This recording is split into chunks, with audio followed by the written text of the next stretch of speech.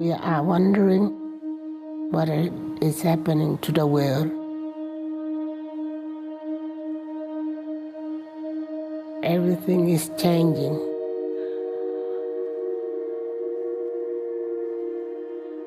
The very idea of human being some sort of natural concept is really going to change. Our bodies will be so high-tech, we won't be able to really distinguish between what's natural and what's artificial. Inside our own heads is the most complex arrangement of matter in the known universe. You might ask yourself, can we get to be superhumans?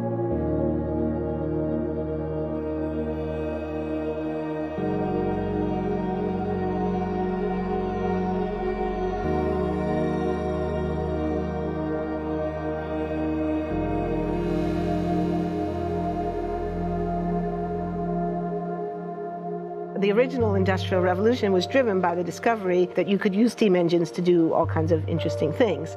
But that was followed by additional revolutions for electricity and computers and communications technology. We're now in the early stages of the fourth industrial revolution, which is bringing together digital, physical, and biological systems. One of the features of this fourth industrial revolution is that it doesn't change what we are doing, but it changes us.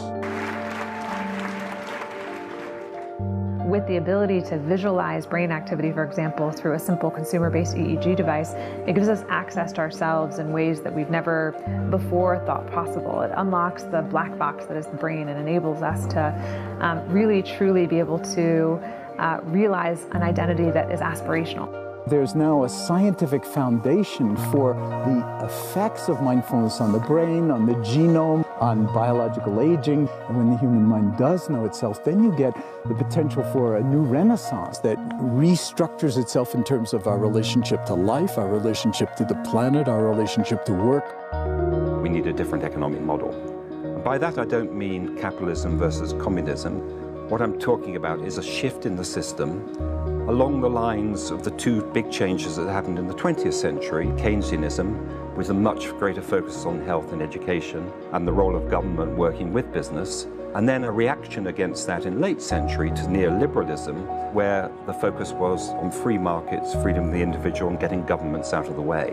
We need a shift to a new system that will allow us to meet the basic needs of every human on the planet, that will live within planetary means, that will be fairer, and that will be focused as its key goal, not on growth per se, but on maximizing human well-being. And history tells us that a values shift is triggered by creation of a new story about how we want to live. I see the circular economy as something which fits very closely with mankind's goal to be innovative and creative and to always progress. We can use asset tracking, we can use IT, we can use 3D printing to enable this different economic model to recover materials, feed them back into the economy, and really to decouple growth from the resource constraints we have. The reason we live in cities is not different today than it was 10,000 years ago. Even if we have got networks connecting us, we still want to have places where we meet in person. So this means the place where we work and the place where we live are much closer to each other, a city where we don't need to have big supply chains in order to produce things, where many things can be sourced locally thanks to 3D printing and robotics. So if we're able to do something to transform cities, to make them more efficient, then the impact can be huge. Think about the prospect of getting rid of plastics. We must not only be inspired or informed by nature, but actually use natural organisms with which to design products and building parts. Only instead of varying material properties, we're varying biological functionality. Design is critical today because it's the first signal of human intention. So the question of adding quality to quantity, it isn't a matter of simply circulating things that are potentially toxic.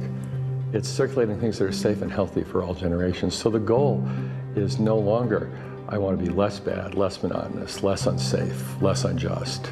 It's really about a diverse, safe, healthy, and just world with clean air, clean water, clean soil, clean energy.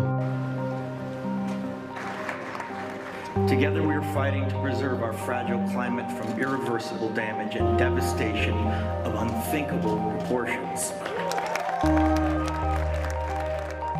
we think about the original Industrial Revolution, it was an energy revolution. I like to think of it as a kind of bookending of a period in human history during which we used fossil fuels, and it worked very well for us for a long time. But now we have to bring that to an end. We have energy technologies that can power our civilization: solar, wind, biomass. So then the question is, well, how do we get grid integration? Maybe the wind is blowing in Denmark, the sun is shining in Germany, and now you can move that electricity through an integrated grid. You can supply energy to everyone who needs it, and you can supply energy at all times.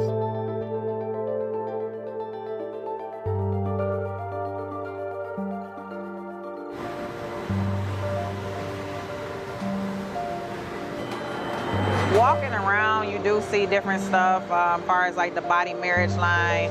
They use a lot of things that help them lift up and move things to the car. You just sit there and, you know, program something, and it has its own set mind to go ahead and do everything. And then as humans, we just come in and take the extra steps to help the technology.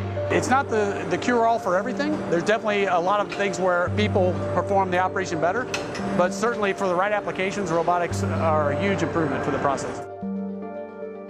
The prediction of 5 million jobs lost by 2020 to technology is serious, but it's not the main question. Construction, manufacturing, services, public health and education, these industries will still exist. The main question is, what will be the future of work? How will we define work? How will we share the wealth? From the viewpoint of the labor or jobs, now we really need new education or new training. We're working with a World in Motion in FIRST Robotics, trying to encourage students from 3rd grade all the way up through the end of high school. We had students make sailboats, and then we had them race them, and so they could see how quickly they could move. And they immediately went back and started to say, oh, I saw what happened, I'm going to go change this or that. And that was 3rd graders. I've just given a prize to a kid of 18 years old that has discovered something really very, very unique. Came up with how to get better productivity and better yields for seeds of corn. And so he basically came with the idea that if you would perforate these seeds, you would get more food. And you think about it and say, but he didn't go to university. So how does he get all that knowledge? And he told me, I've been watching YouTube since the age of 12, and I'm so interested that I've seen everything about it. I've read everything about it. The world is really open to learning. The thing is, how do you give the incentive to your kids to do that? It's this ability of digital technology to change outcomes, to truly empower people all over the world that can create a more equitable growth, because I think the world needs that. Fourth Industrial Revolution has the potential to make inequalities visible and to make them less acceptable in the future, and hopefully to gather and garner political support to take the necessary decision to reduce the gap. Humans have always been using tools, but because of the recent advances in technology, we're beginning to have machines that can augment us in all sorts of interesting ways. I was the first person in the world to be able to voluntarily move my legs while stepping in a robot by exciting the nervous system using electrical stimulators directly onto the spine. We believe that a cure will be possible if enough of the right people have the will to fast-track a cure for paralysis.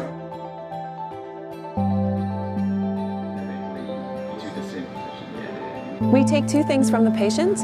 First, we take a 3-dimensional X-ray, and we extract the 3-dimensional data out of that so we can make a perfectly shaped puzzle piece. And then we also take a sample of fat tissue from the patient so that we can extract the stem cells out of those. And we use those stem cells with this 3-dimensional scaffold that we fabricate, and after 3 weeks we have a piece of living bone that's ready for implantation. Being able to use genome editing to understand the genetic changes that lead to cancer, and technologies like drug delivery, getting molecules into particular types of cells. There's a lot of excitement about being able to move much more quickly on this disease. One of the things that I think is so essential to free and open societies is freedom of thought. And up until now, the conversation we've been having is around freedom of speech. Once we can access people's thoughts and access people's emotions, we have to create a space that enables people to think freely, to think divergent thoughts, to think creative thoughts. And in a society where people fear having those thoughts, the likelihood of being able to enjoy progress is significantly diminished.